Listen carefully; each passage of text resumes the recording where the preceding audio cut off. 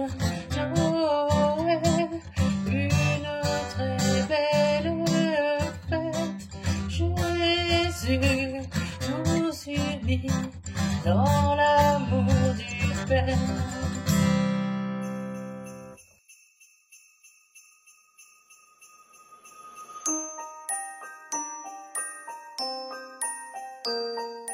Se réjouir, c'est être content. Ouais, être content. Être content. Content d'être à côté de Dieu, comme ça. Ça veut dire qu'on est content. Comme on voit jamais mes parents, tu vois. On voit jamais mes parents. J'ai jamais vu pendant un an. Là, je les revois. Là, je suis joyeux, je suis content de les revoir.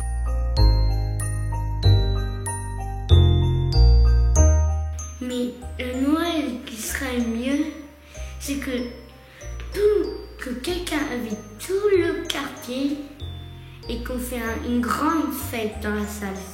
Tout le monde a un beau buffet où tout le monde ramène un repas. Recevoir des cadeaux.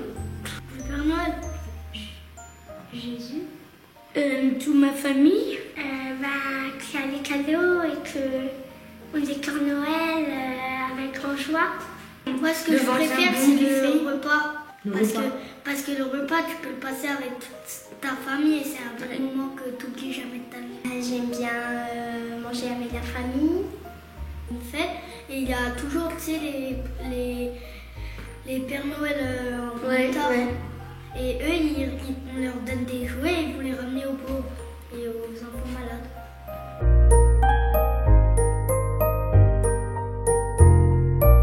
Évangile selon saint Matthieu. Jean le Baptiste entendit parler dans sa prison des œuvres réalisées par le Christ.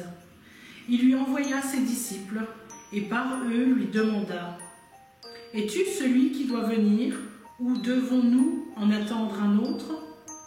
Jésus leur répondit : « Allez dire à Jean ce que vous entendez et voyez.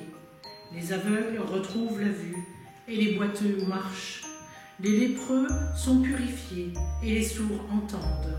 Les morts ressuscitent et les pauvres reçoivent la bonne nouvelle. »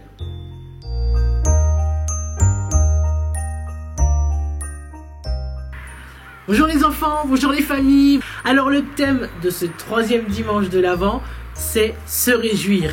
Comme vous l'avez vu dans la vidéo, les enfants ont joué le jeu de répondre à la question « Mais qu'est-ce que c'est que se réjouir ?»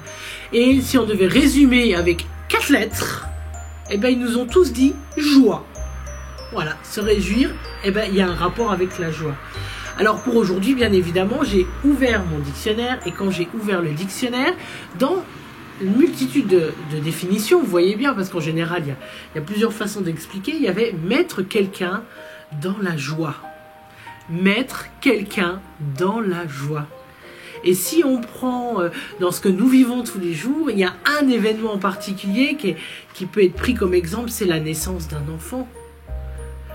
La naissance d'un enfant va nous mettre dans la joie et pas simplement la naissance, poum, et tout de suite on est dans la joie.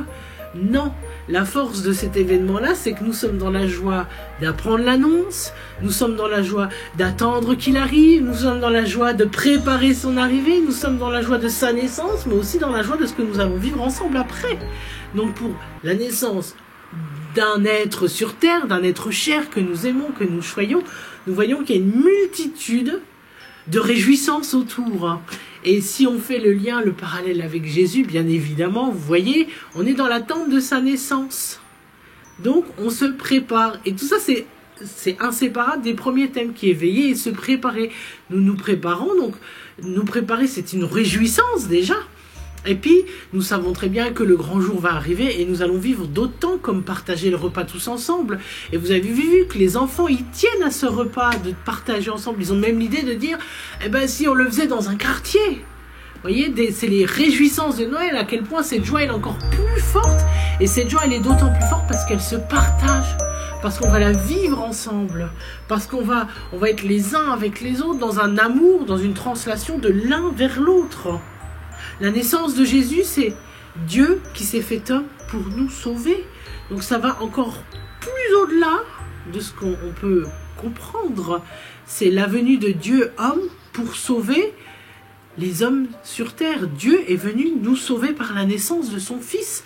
C'est l'incarnation du mystère de la naissance de Jésus, qui sait déjà qu'il va souffrir à la croix, mais qui y va parce que l'amour de Dieu pour l'homme est tellement grand qu'il vient nous sauver. Dieu, il vient pour nous sauver, mais aussi il se réjouit finalement de ce que nous vivons. Il se réjouit de nos petits pas sur terre. Il se réjouit de ce que nous vivons, puisque, vous le savez par le texte de la Genèse, nous avons à participer à la création. Et ça, c'est fantastique. Donc voilà, ce troisième thème qui est se réjouir. Réjouissons-nous tous ensemble de ce que nous allons bientôt vivre. Réjouissons-nous le jour J quand nous allons vivre les choses. Et faisons-nous une joie de nous retrouver les uns avec les autres, auprès des autres, les uns pour les autres. Et je vous souhaite sur ces mots un bon troisième dimanche de l'Avent et une belle semaine à vous. Au revoir.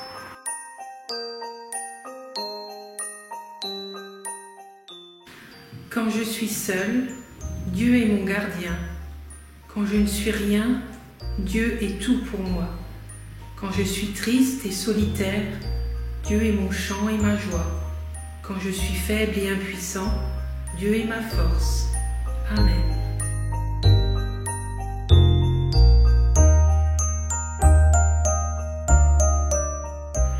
Me prends un beau pouce pour cette belle vidéo.